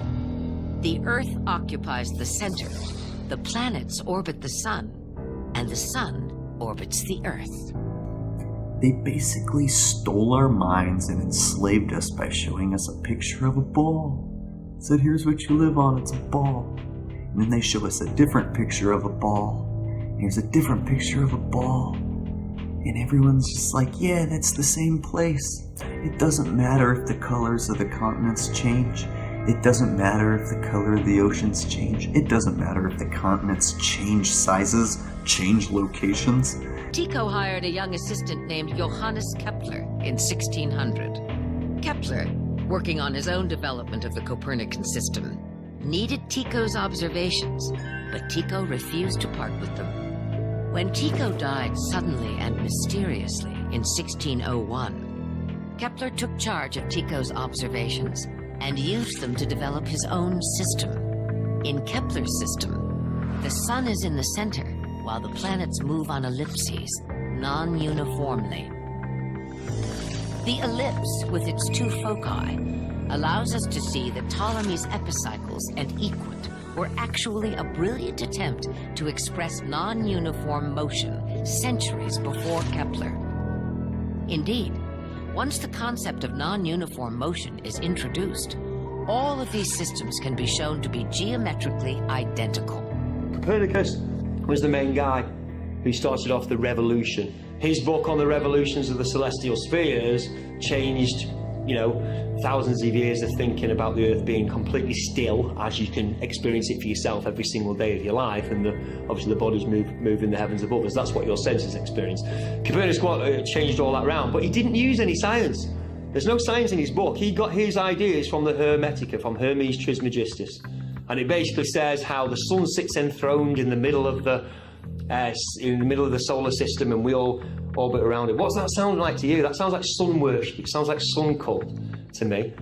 Because later on, I'm going to show you, Fred Hoyle was another astronomer Royal. He said there's no difference in the mathematics, whether it's geocentric or heliocentric. Whether the sun moves around the Earth moves around the sun, the maths works the same, exactly the way. The connections between, just from the imaging. Yeah, I wouldn't have a portrait done with a big 33 on it, or a triangle with an eye, or anything like that. I wouldn't want to be connected or associated with any of that stuff, because I'm not really into that kind of stuff. I'm working for the other side. But Copernicus obviously had no problem with the square and compass. Yeah, with the big wheel here, we've got the big sun wheel, and we've got the Mercury sign as well. Yeah, all leads back again. You can investigate that more for yourself. The Book of Thoth by Aleister Crowley, Freemasonry with the sun over the head. Yeah, as above, so below. Yeah, one of the reasons why Mercury, because it can rise in the morning and the night, so it's also hermaphroditic. Both sexes, which obviously is Baphomet as well, which we know as the breast and the penis.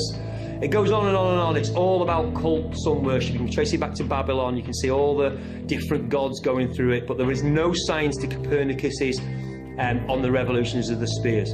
It's a philosophical tract, and it's all based on the Hermetica. Up is up, down is down. If a visual aid, I have a pin. If I release it from my grip, what happens? Anybody? Correct. It falls. Was that gravity? No. The molecules that make up this pen, the plastic, the ink, it's got a little rubber grip on it, are more dense than the molecules of the air surrounding it. The molecules of the air will not support the weight, so they fall. So it falls when you let go. Like that. Density and mass make an object heavy. There's no gravity. Simple. Up is up, down is down. Objects fall because they're heavy. If it floats, it's lighter than air. Helium, fill a balloon with helium, it goes up. If you filled it with hydrogen, it would also go up. Lighter than air, floats. Heavier than air falls. It's not complicated. Gravity is a god because it's the answer. It's the magic answer to everything. Why? How does the Earth keep us on, but it still spins around, it still orbits, and all gravity? How's the moon? How's the type of gravity? Why doesn't the moon fly off to the sun? Because the sun's got bigger gravity. It's the way gravity works. Don't worry about its gravity. Gravity is the god that explains everything very, very magically. There is no need for gravity whatsoever if we're on a fixed stationary plane and the heavenly bodies are simply going above us. The reason why you don't fall off is because you're denser than the air that underneath you. It's just, again, Occam's razor. It's a straightforward explanation. Basically, the perspective of living on a globe is preposterous. It's ridiculous. It's hilarious how we are taught to perceive the world we live on, because basically, even when trying to depict it, it's hilarious. They have no way of depicting it without it being comical. You have whales climbing the curve, like, it's absurd. How can we live on a globe? Core of the Earth, you know, that you've seen the cutaway. This much is crust and mantle and magma and liquid molten stuff at the center. The deepest hole that's ever been drilled in the history of mankind to date, even with today's technology, 8 miles. If you want to say this is what the first 8 miles looks like, I will believe you, because they can show me the hole. This goes 8 miles down, okay? It goes 8 miles down. That's how thick is the plane that we live on? It's at least 8 miles, because they've drilled down that far, but they can't go any farther. It doesn't work.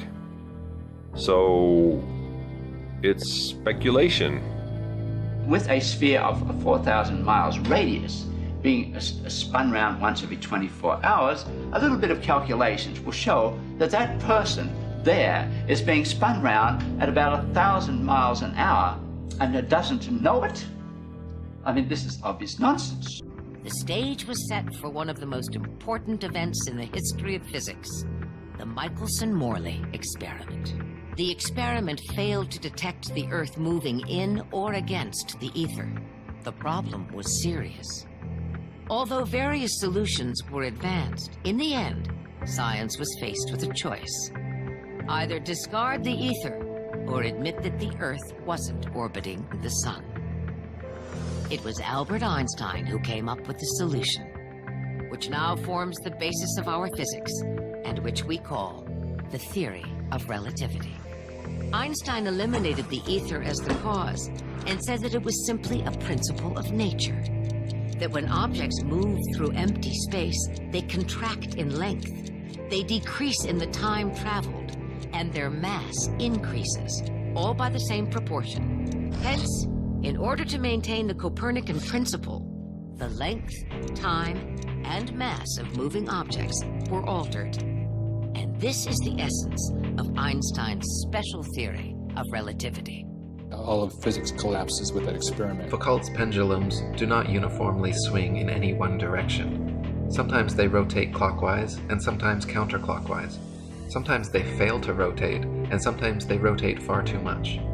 Scientists who have repeated variations of the experiment have conceded time and again that, quote, it was difficult to avoid giving the pendulum some slight lateral bias at starting. The behavior of the pendulum actually depends on 1. The initial force beginning its swing, and 2.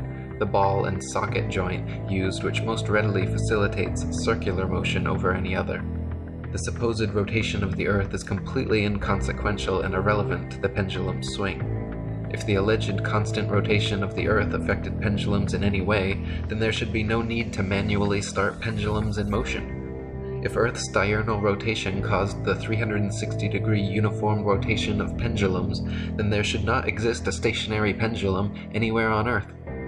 It has been said that the pendulum experiment proves the rotation of the Earth, but this is quite impossible, for one pendulum turns one way, and sometimes another pendulum turns in the opposite direction. Now we ask, does the Earth rotate in opposite directions at different places at one and the same time? We should like to know. Perhaps the experimenters will kindly enlighten us on this point. There's all kinds of evidence for the phenomenon of what's called continental drift. This means that the continents are able to move as if they're floating on a fluid.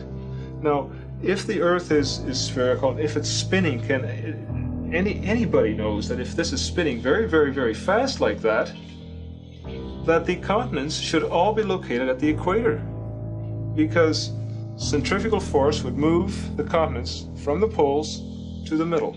The Coriolis effect is often said to cause sinks and toilet bowls in the northern hemisphere to drain spinning in one direction, while in the southern hemisphere causing them to spin the opposite way, thus providing proof of the spinning ball Earth.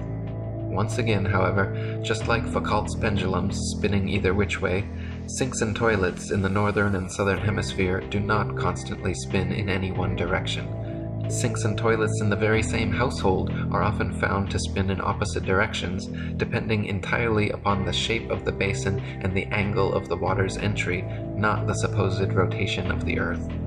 Jennifer Horton wrote, "While the premise makes sense that the Earth's eastward spin would cause the water in a toilet bowl to spin as well, in reality the force and speed at which the water enters and leaves the receptacle is much too great to be influenced by something as minuscule as a single 360-degree turn over the span of a day. When all is said and done, the Coriolis effect plays no larger a role in toilet flushes than it does in the revolution of CDs in your stereo. The things that really determine the direction in which water leaves your toilet or sink are the shape of the bowl and the angle at which the liquid initially enters the bowl." The Coriolis effect is also said to affect bullet trajectories and weather patterns as well, supposedly causing most storms in the northern hemisphere to rotate counterclockwise and most storms in the southern hemisphere to rotate clockwise, to cause bullets from long-range guns to tend towards the right of the target in the northern hemisphere and to the left in the southern hemisphere. Again, however, the same problems remain. Not every bullet and not every storm consistently displays the behavior and therefore cannot reasonably be used as proof of anything. They got us to ridicule it, and that was the genius in their whole plan. If you ridicule something socially, it's ridiculous, so I'm not going to look into it. When if you're thinking about it, if you flip it inside out, to assume the Earth is flat makes so much sense. To assume it's a globe is so ridiculous. We should have laughed at that, you know? And it's funny how people who still believe in the sphere always make fun of the flat Earth, because they'll say, well, how can I stay on? I'll fall off. I mean, that's ridiculous. I'll fall off. Yet they have total faith in not tumbling down the sphere.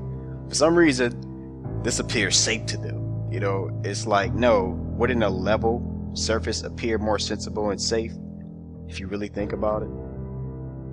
People say, well, go look at the planets. The planets are spheres, so that means we're a sphere.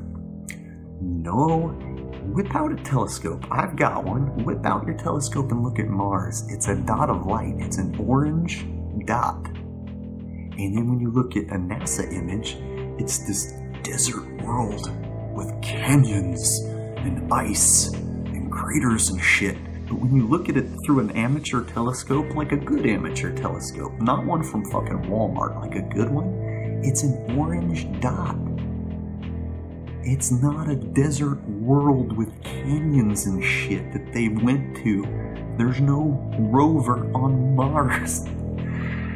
They're prepping us with movies like The Martian so they can steal our money on a fake trip to Mars, just like they stole our money on a fake trip to the moon.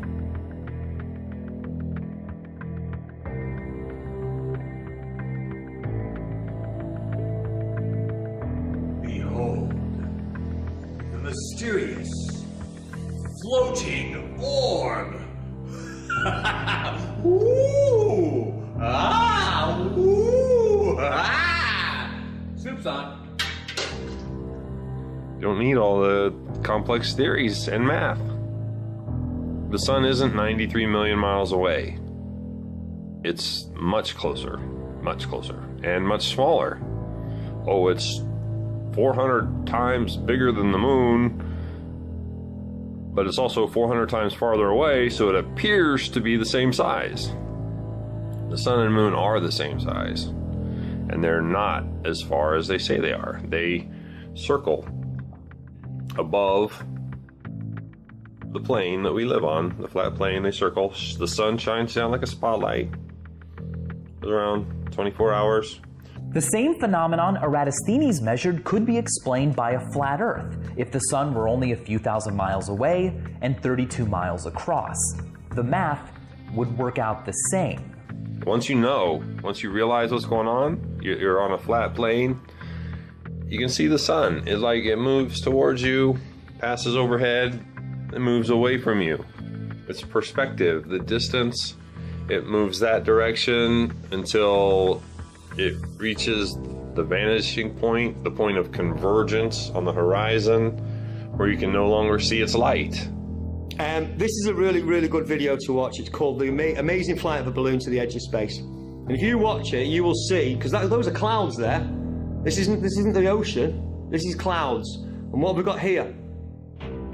That's a hot spot from the sun. Now, if the sun's 93 million miles away, yeah, but massive, how is it causing a heat spot on here? This is a still from it. You can watch the video for yourself, but this is what it does. There's minutes and minutes of this video as it spins around, and you can see it again and again. It will blow your mind, because you'll see the sun isn't that far away at all, because it can't be causing a heat spot on the clouds if it's 93 million miles away. If it's massive, it should all be coming in at the same angle. There should be no... The sun is obviously not 93 million miles away. It looks very close. Circumnavigation is really just a flat circle path. Gravity as we know it simply doesn't exist. The sailor thinks that he's traveling around the Earth this way, when in effect he's traveling around the Earth this way. And he's creating a circle. He's moving in a continuous direction around. He goes through the various parts of the circle, and he comes back where he started from. He's going around this way. One of heliocentrists' favorite supposed proofs of their ball Earth theory is the ability for ships and planes to circumnavigate, to sail or fly at right angles to the North Pole, and eventually return to their original location. Since the North Pole and Antarctica are covered in ice and guarded no-fly zones, however, no ships or planes have ever been known to circumnavigate the Earth in north-south directions, only east-west. And herein lies the rub. East or westbound circumnavigation can just as easily be performed on a flat plane as it can on a globular sphere. Just as a compass can place its center point on a flat piece of paper and trace a circle either way around the pole, so can a ship or plane circumnavigate a flat Earth. The only kind of circumnavigation which could not happen on a flat Earth is north-south bound, which is likely the very reason for the heavily enforced flight restrictions. Flight restrictions originating from none other than the United Nations, the same United Nations which haughtily uses the Flat Earth map as its official logo and flag. So the ball earther's logical argument is that only a globe can be circumnavigated, the Earth has been circumnavigated, and therefore the Earth is a globe.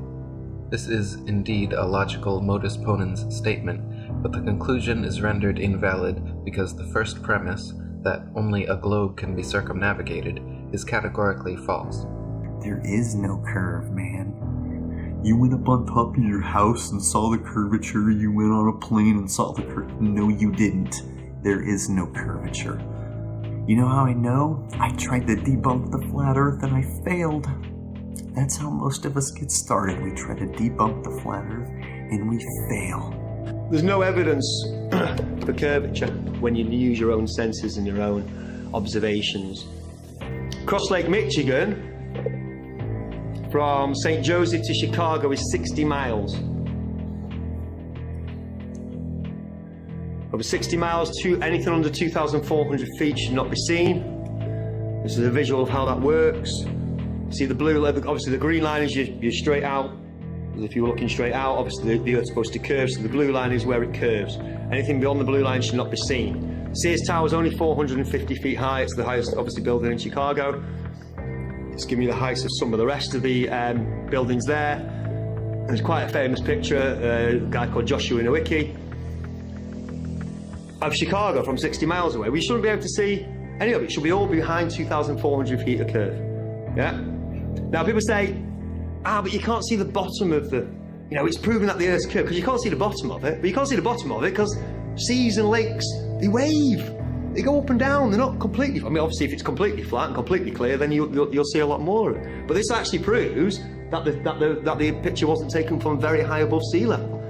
If it was, you'd see a lot more of the buildings, like in this next one. From slightly closer, from only 37 miles away, and should be behind 900 feet of curve, I think we can see more than 500 feet of the Sears Tower there, but you can see virtually all of the skyline.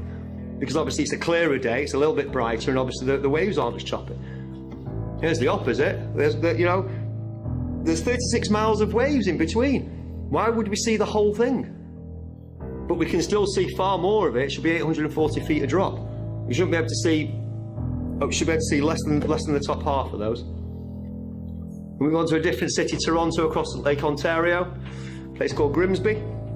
Obviously not in Lincolnshire. 37 miles away, should be behind 900 feet of curve. The CN Tower is 1,800 feet tall. You should be able to see only the top half of that and hardly any of the rest of Toronto. Can we see pretty much the whole skyline there? Again, you can check this out for yourself. You can get half a dozen of these pictures from various places all around this bay. Yeah, this is actually taken from the red lines there. It's actually Grimsby's here, so it's actually a little bit further than this red line. But you can get pictures from Toronto from all over this beach. Yeah, and you can see way more of it than we should be. Now people say, oh well, that's light refracting, bending it round the curve. It doesn't look like a mirage. I've seen mirages, they're inverted or they're wavy. We know what a mirage looks like. We can see it in the distance. 81 miles away from Genoa, it's the Isle of Gorgona. It's only 70 feet above sea level. We shouldn't be able to see any, or we should be able to see the tip, we can see most of the island. It should be behind 4,300 feet of curve. It should have curved away by now. We can still see it. We'll bring it closer back home. The Isle of Man, from the File Coast, 61 miles away. And again, we can't just see the tops of the turbines, we can see virtually all of them. From 61 miles away, Snaefell is 2,030 feet high, 2,034 feet high, so that's the highest point on the Isle of Man. 61 miles away should be 2,480 feet of curvature. Should be, half a mile below the horizon. From London, 75 miles away. Starts getting interesting when you start getting towards the 100-mile mark. We're talking over a mile of dip now. This is the Isle of Oahu, taken from Kauai. Thank you. In Hawaii. It's 90 miles away. Again, you can see, apart from, whatever bit the waves are hiding, we can see a lot of that island. And here's the numbers for it. It should be behind 5,400 feet a drop. Its elevation is 4,003 feet, so we shouldn't even be able to see the tip of it. You can see nearly all of it. This is the Sierra Nevada range from Mount Diablo in California near San Francisco. It's 160 miles away. Yes, we're up a mountain. Yes, they're up a mountain. But you can see, again, a lot of the bottom of the mountains. You can see the snow-capped tops, and then we can see the rest of the mountains as well. 160 miles away, this should be behind 17,000 feet of curve. Again, yes, you might be able to see the top of it, but not all of the mountains. And here's the furthest one I've found so far. This is my record so far. I'm sure it'll keep on growing. This is the Reunion Island from the Isle of Mauritius. It's 149 miles away. It's a long, long, long way away. And once again, we can see the peak, but we can also see most of the rest down. This is quite clearly a very, very good observational day. Very clear, very calm. The highest peak on Reunion Island is 3,072 meters tall. It's just under 2 miles. 149 miles away, everything should be behind 2.8 miles of curvature. Should have curved way, way away. And again, it's not just the tops we can see much more. We can see a lot more, 2,000 feet or so of that. We can see far more. That's what I'm saying about the Z-axis curve. It's not there. It's not there. If you watch a boat out to sea and then get a telescope on it, it'll come back into view again. Yeah, it's perspective, and it's obviously the limits of our eyesight, but it's also conditions as well, quite clearly. Yeah, heat, haze conditions, what have you. Visible conditions do check. But the point is that photographs have been taken. I've just shown you a dozen photographs from starting at 30 miles, 60 miles, 90 miles. Now we can see 150 miles in the distance, and it should well have disappeared behind the curve of the globe. Huge flat places on Earth, everybody's aware. If you ever watch Top Gear, the Bonneville Salt Flats, where everybody goes racing, but there's even bigger ones in South America, Ethiopia, but the Saladillo in Bolivia.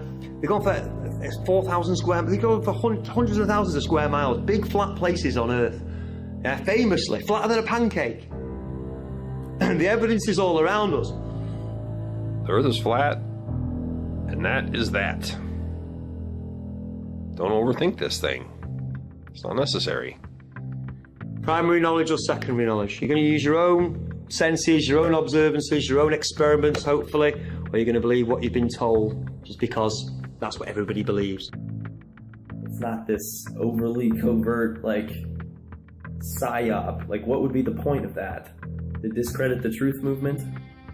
If you look into Flat Earth for 3 hours, that you would realize that it's not a psyop. It's not a psyop.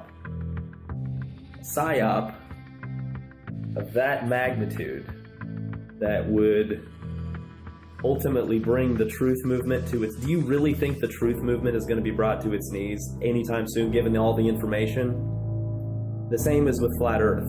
Think about it. So why? What have they got to gain? You know, why bother? Well, as far as I'm concerned, once you've done your research and if you come to the same conclusion that myself and thousands of others have done, it overthrows heliocentrism, overthrows the Big Bang, it overthrows evolution, overthrows everything we thought we knew about the world. And I've heard people say that the reason they don't want to publish papers that disagree with special relativity or general relativity is that they built their careers on this. If you were paranoid, you'd say there's a conspiracy. Whatever it is, there is a lot of resistance to getting something published that disagrees with either of Einstein's two theories. As for all of the photos and video evidence we now have that the Earth is round, well, all of that material is completely fabricated. A hoax perpetrated by space agencies, airlines, globe manufacturers. They are reaping the rewards of our ignorant belief that the Earth is actually round.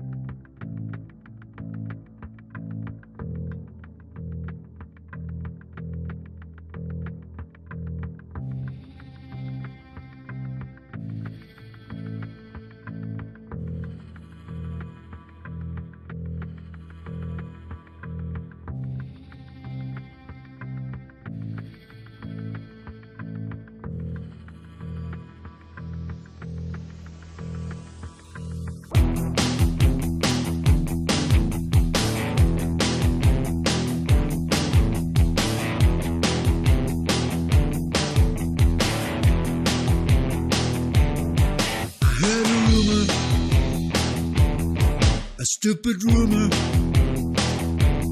I started laughing. That's a fact.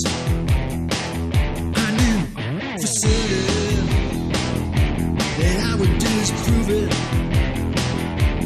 1 year later, and there's no going back.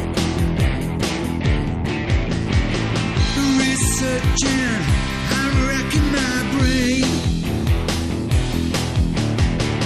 The answer could drive you insane. What I'm finding was never the plan. I want to tell you that it's crazy, but I can't.